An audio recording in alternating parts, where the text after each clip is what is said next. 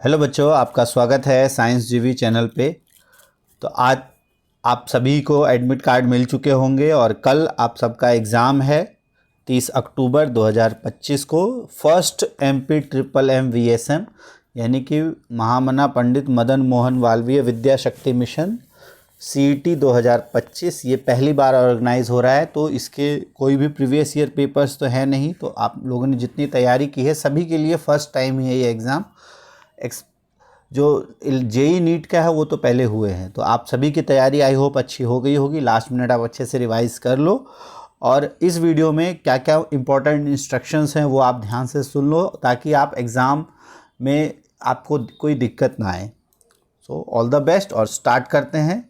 सबसे पहले अगर हम देखें जो कुछ कॉमन सवाल आपके हैं उनके कुछ आंसर्स करने की कोशिश करते हैं। सबसे इम्पॉर्टेंट जो है वो है कि एडमिट कार्ड कितने कॉपी में आपको रखना है, तो ये आपको ध्यान रखना। अगर आपको स्कूल से एक कॉपी मिली है तो उसकी आप एक फ़ोटोकॉपी करा लें, ठीक है। और अगर 2 कॉपी मिली है तो आपको दोनों कॉपी लेके जाना है और एक कॉपी आपकी सबमिट हो जाएगी, आपको वहाँ सबमिट करनी है और एक कॉपी आपको अपने पास संभाल कर रखनी है। अगर आपको सिर्फ एक कॉपी मिली है स्कूल की तरफ से तो उसकी फ़ोटोकॉपी करा के आप अपने पास संभाल के रख ले। जब काउंसलिंग होगी तो उसकी ज़रूरत आपको पड़ेगी उस एडमिट कार्ड की, नहीं तो आपको स्कूल से प्रोवाइड कराई जाएगी।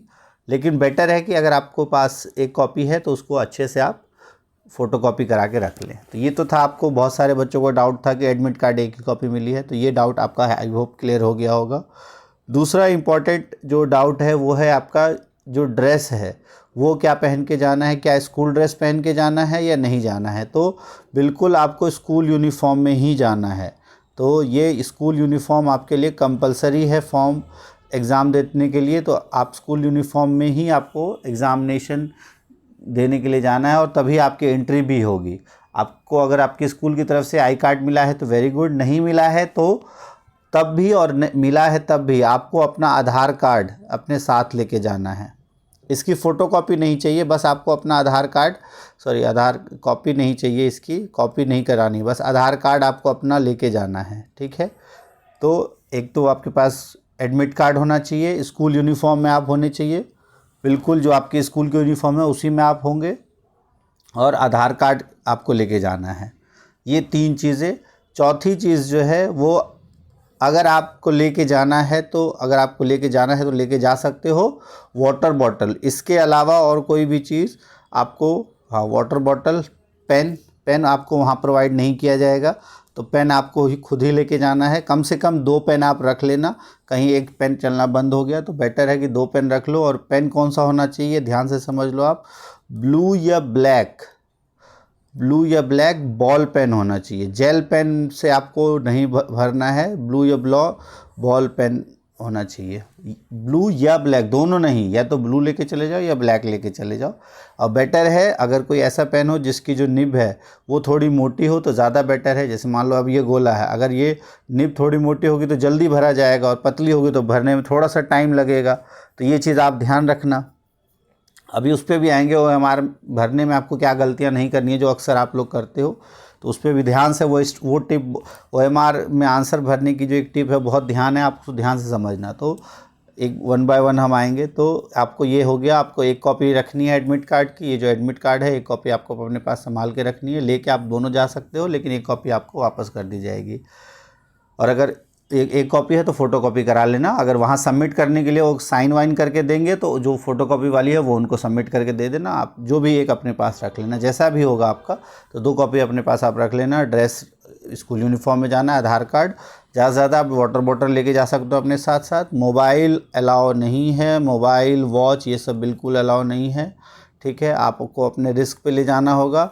अगर आप लेके जाओगे, अगर सेंटर आपका दूर पड़ा है, मोबाइल ले जाना ज़रूरी है, तो बैग लेके जाओ ताकि वहाँ बैग रखवाने की कहीं जगह हो तो वहाँ पर अच्छे से आप रखवा सको। और बेटर है आप एग्ज़ामिनर को पहले ही बता दो कि सर ये दिक्कत इस कारण से मोबाइल लाए हैं, तो बैग आप सबमिट करा देना। बहुत स्कूलों में होती है जगह कि आप बाहर रखवा दो या कहीं पर होता है, लेकिन वो रिस्क आपका होगा, ये ध्यान रखना। बेटर है स्कूल मोबाइल लेके ना जाओ, ठीक है। तो ये 4-5 इम्पॉर्टेंट चीज़ें आपको ध्यान रखनी है। टाइमिंग, छठा है आपका टाइमिंग। टाइमिंग क्या होगी आपके स्कूल की, जो आपका जाना है तो ये आपको ध्यान रखना है। टाइमिंग आपके जो एंट्रेंस टेस्ट है उसकी जो टाइमिंग है वो 10:30 बजे से स्टार्ट हो जाएगा आपका। तो एनी हाउ आपको 10 बजे तक पहुंच जाना है। 10 बजे आपकी लास्ट एंट्री होगी, उसके बाद आपकी एंट्री नहीं होगी। तो किसी भी हाल में आप 10 बजे पहुंच जाओगे। बेटर है आप टाइम से पहले निकल जाओ, 9 बजे के आसपास, 9 साढ़े 9 तक आप पहुंच जाओ, ताकि वहां पर आप कंडीशंस के फेमिलियर हो जाओ। कुछ दिक्कत हो अगर आधार कार्ड में या फ़ोटो में, तो उन सब में आपको प्रॉब्लम ना हो। फ़ोटो आपको नहीं लेके जानी है। ये क्वेश्चन होगा कि आपको क्या पासपोर्ट साइज़ फ़ोटो लेके जानी नहीं है, तो बिल्कुल उसकी ज़रूरत नहीं है। पासपोर्ट फ़ोटो अगर आपके एडमिट कार्ड में पेस्ट है तो उसकी आपको ज़रूरत नहीं है, वो नहीं लेके जाना है। बस आपको कोई भी एक ऑथेंटिक जो आईडी कार्ड है, और आपके केस में वो या तो स्कूल आईडी कार्ड या फिर आधार कार्ड, तो आधार कार्ड आप ज़रूर लेके जाएं, तो वो आपके पास होगा। ठीक है, तो टाइमिंग आप ध्यान से नोट कर लें। आपको 10 बजे किसी भी हाल में वहाँ पहुँच जाना है, और आपका एग्ज़ाम लगभग 2 घंटे का होगा आपका एग्ज़ाम। और 2 घंटे में आपको और जो एग्ज़ाम टाइमिंग है वो 2 घंटे का है आपका। 11:30 बजे से 1:30 बजे तक का आपका टाइमिंग है। अब कुछ बच्चों का क्वेश्चन होगा कि क्या जिनका मॉर्निंग शिफ्ट में एग्ज़ाम है क्या उनको स्कूल जाना है? तो बिल्कुल नहीं, आपको भी स्कूल नहीं जाना, और जिनका इवनिंग शिफ्ट है उनको भी स्कूल नहीं जाना है। आपको डायरेक्ट एग्ज़ाम सेंटर पे जाना है एग्ज़ाम देने के लिए। स्कूल आपको कल नहीं जाना। आपकी अटेंडेंस लग जाएगी जब आप एडमिट कार्ड लेके आओगे कि आपने एग्ज़ाम दे दिया है, वहाँ उसके बेस पे आपकी जो अटेंडेंस है वो आपके स्कूल में लगा दी जाएगी। तो इसलिए आपको स्कूल उस दिन नहीं आना होगा, क्योंकि आपका एग्ज़ाम है तो आप एग्ज़ाम देने जाओ। 8 इम्पॉर्टेंट पॉइंट है, तो ये ध्यान रखना, आपको 2 घंटे का है। 2 घंटे से पहले आप एग्ज़ाम से नहीं बाहर आ सकते, और एग्ज़ाम के बाद आप जब ओवर हो जाएगा तभी आप बाहर आ सकते हो। 8 पॉइंट और बहुत इम्पॉर्टेंट पॉइंट जो है वो है आपका OMR कैसे भरना है। तो OMR आप 11th 12th के स्टूडेंट हो, आपको पता होगा, बट OMR आप ध्यान रखना कि कोई भी गलती ना करो आप, खासकर जो रोल नंबर लिखने में।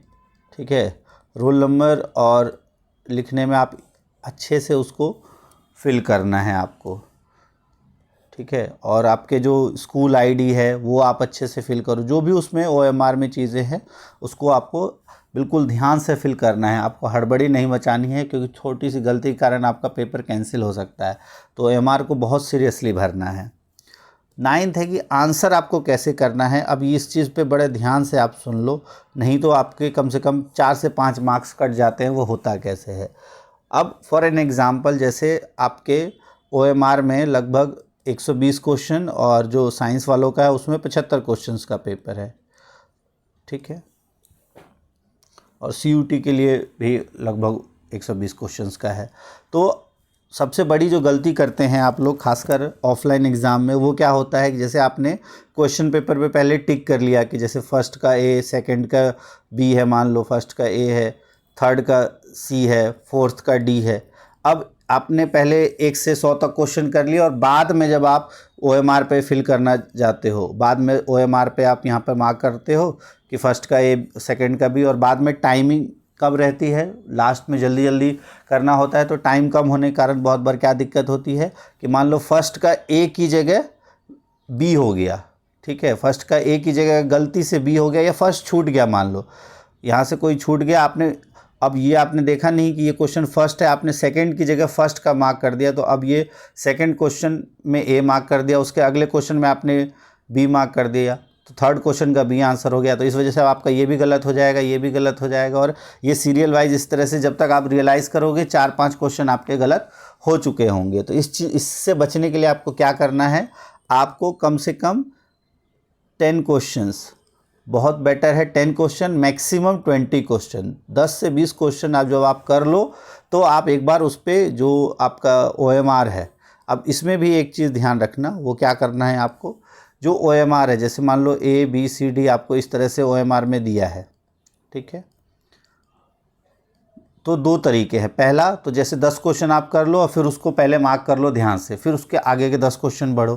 जैसे 10 क्वेश्चन आपने कर लिए, पहले उसको मार्क कर लिया, फिर 10 क्वेश्चन किए, फिर मार्क किया, और ध्यान से करना है। तो पहला तो तरीका ये है। दूसरा तरीका क्या है कि जैसे मान लो आपने पहला क्वेश्चन पढ़ा, जो भी क्वेश्चन है, और आपको बिल्कुल सही पता है कि ये आंसर है, तो ए पे हल्का सा टिक कर दो, ताकि जब आप सर्कल करोगे तो आपको ये आंसर शीट देखने की ज़रूरत नहीं पड़ेगी। आपको पता रहेगा कि हाँ, इस पे आपने टिक किया तो इसका ए है, इस पे आपने टिक किया इसका बी है। बट इसमें भी दिक्कत क्या होती है कि अगर गलती से आपने यहाँ चेक नहीं किया कि आपने सही मार्क किया है तो दिक्कतें आ सकती है। तो सबसे बेटर रहता है यही कि आप 10 क्वेश्चन करके पहले मार्क कर दो, फिर 10 क्वेश्चन करके मार्क कर दो। नहीं तो 10 क्वेश्चन को ध्यान से बस, या तो हर क्वेश्चन करते जाओ 10 क्वेश्चन के करके, और अच्छे से ध्यान से छोटा सा टिक लगा दो तो कि ये आंसर होगा, और फिर आप उसको मार्क कर दो। दूसरा, अगर कुछ गलत हो जाए, मान लो अगर आपने हड़बड़ी में एक गलत कर दिया, ए की जगह आपने बी मार्क कर दिया, तो अब उसको एक बार जब आपका ये मार्क हो गया अच्छे से, तब आप चाहे दोबारा सारे भी मार्क कर दोगे तो भी आपको मार्क्स नहीं मिलेंगे। तो उसको आप काट पीटने की, रबड़ से मिटाने की दिक्कत मत करना, वो फिर आपके और पेपर और क्वेश्चंस को इम्पैक्ट कर सकता है, आपकी मार्कशीट ख़राब हो सकती है। तो बेटर है कि एक बार अगर आपका हो गया तो ना ही आप उस पर फ्लूड चला सकते हो, ना ही आप उस पर पेन फ्लूड का, क्योंकि यूज़ एक तो आपको ले जाने नहीं देंगे, और अगर आप बाई चांस कोई ज्योमेट्री बॉक्स में लेके भी चला गया तो भी फ्लूड यूज़ करोगे तो OMR शीट उसको रिकॉग्नाइज नहीं कर पाता है। तो बेटर है कि आप ध्यान से पेपर देना है, तो इस चीज़ का आपको ध्यान रखना है। तो ये सारे क्वेश्चंस आपके डाउट थे, तो अब लास्ट मोमेंट रिवाइज़ अच्छे से कर लो, नींद अच्छे से ले लो, बिना किसी टेंशन का आप एग्ज़ाम दो। सीट्स इस बार बहुत ज़्यादा है, काफ़ी पिछली बार के मुकाबले बहुत ज़्यादा है, और आपका कंपटीशन आप ही के जैसे बच्चों से है।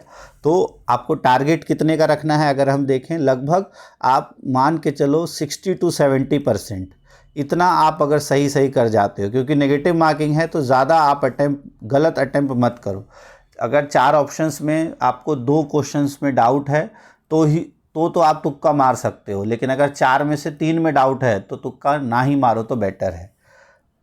ठीक है, वैसे तो तुक्का बिल्कुल नहीं मारना चाहिए, बट फिर भी अगर 2 ऑप्शन में एक डाउट है, कन्फ्यूजन है कि दो तो बिल्कुल कंफर्म गलत हो गए, एक अब 2 में से एक है कि यही सही होगा, तो वहाँ पर आप चांस ले सकते हो। और बेटर है 60 से 70% क्वेश्चन अगर आप बिल्कुल सही करके आते हो तो आप और अच्छे चांसेस हो जाते हैं आपको, कि अगर आपने तुक्का मारा उसमें से 2-4 क्वेश्चन भी ठीक हो गए तो जो आपके नेगेटिव क्वेश्चन हुए हैं उसको वो कवर अप कर लेगा। तो आपको ये टारगेट रखना है, जितने का भी आपका पेपर है, किसी का 300 का है, किसी का 120 का है, तो जितने का भी आपका पेपर है 60 से 70% नंबर आपको लेके आना है।